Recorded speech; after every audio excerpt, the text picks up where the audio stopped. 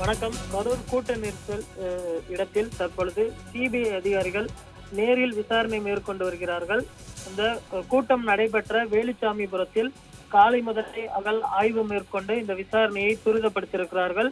கரூர் கூட்ட நெரிசலில் ஏற்பட்ட இடத்திற்கு போலீசாரை வரவழைத்து சிபிஐ அதிகாரிகள் விசாரணை மேற்கொண்டு வருகிறார்கள்.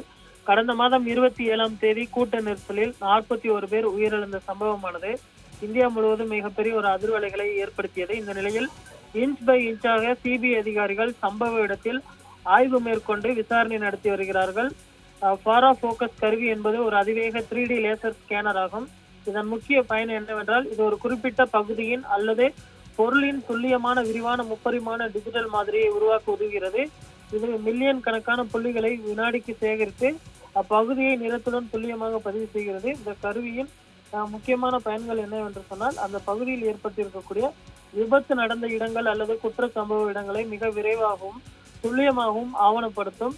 தடவியல் பகுப்பாய்வுக்காக 3D மறுசீரமைப்புகளை உருவாக்குதல், அதே போன்று பெரிய இயந்திரங்கள் அல்லது பாகங்களின் தரக்கட்டுப்பாடு மற்றும் பரிமாண ஆய்வு உள்ளிட்டவை தற்பொழுது செய்யப்பட்டு வருகிறது. இந்த ஆய்விற்கு பின்பு முதல் கட்ட விசாரணை அறிக்கையானது விரைவில் தாக்கல் செய்யப்படும் என எதிர்பார்க்கப்படுகிறது.